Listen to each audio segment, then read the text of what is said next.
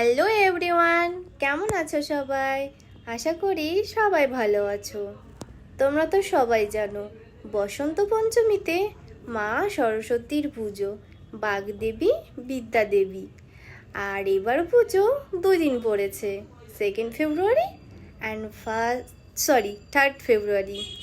আমার সোনাই চলে গেছে 2 ফেব্রুয়ারিতে ওর নিজের জন্য স্লেট, পেন্সিল, দোয়াত কালি আর নতুন পাঞ্জাবি।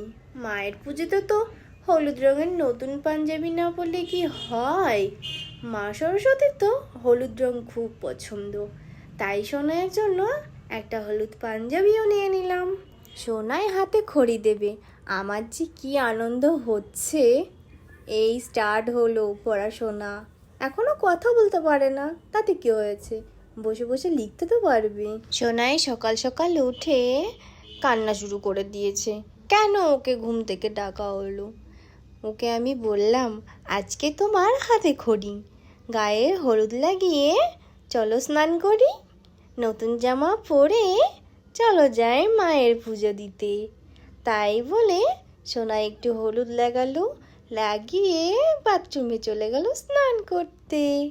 তারপরে আমরা আর ঘরে পুজো দিইনি, আমরা গেছিলাম আমাদেরই নিচে একটা ভাড়াটিয়া, তার বাড়িতে পুজো দিতে। আমি আর সোনাই হলুদ রঙের শাড়ি আর হলুদ রঙের পাঞ্জাবি পরে পুজো দেখতে চলে এসেছি। তারপরে সোনাই তো কথা বলতে পারে না, তাই আমি সোনাইয়ের হয়ে ওর মন্ত্রটা উচ্চারণ করে দিলাম ওর কানে কানে, যাতে ওর কানে ওর মাথায় ঢোকে সব কথা। সোনাইয়ের হয়ে সব মন্ত্র আমিই বলে দিলাম। আর তারপরে সবাই অঞ্জলি দেওয়ার শেষে এবার সোনাইয়ের হাতে খড়ির পালা। তাই সোনাই বই নিয়ে আর স্লেট পেন্সিল নিয়ে চলে গেল ঠাকুরমশাইয়ের কাছে। ঠাকুরমশাই আবার সোনাইয়ের একটু প্রশংসা করলো, যে সোনা কি ভালো বাচ্চা, বললাম আর চলে আসলো।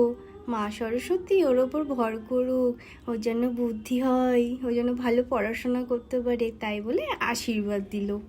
এইসব সরস্বতী পুজো দেখলে ছোটোবেলার কথা মনে পড়ে যায়। তোমাদেরও কি মনে পড়ে? একটু কমেন্ট করে জানিও প্লিজ। বান্ধবীদের সঙ্গে ঘোরাফেরা, ইয়ার্কি আড্ডা, শাড়ি না পরতে পারলেও এলোমেলোভাবে থাকা, আর রাস্তার মাঝখানে গিয়ে কার কার শাড়ি খুলে গেছে একটু কমেন্ট করে জানিও প্লিজ। আজকের ভিডিও এখানেই, নেক্সট ভিডিও নিয়ে আবার আসছি। টাটা।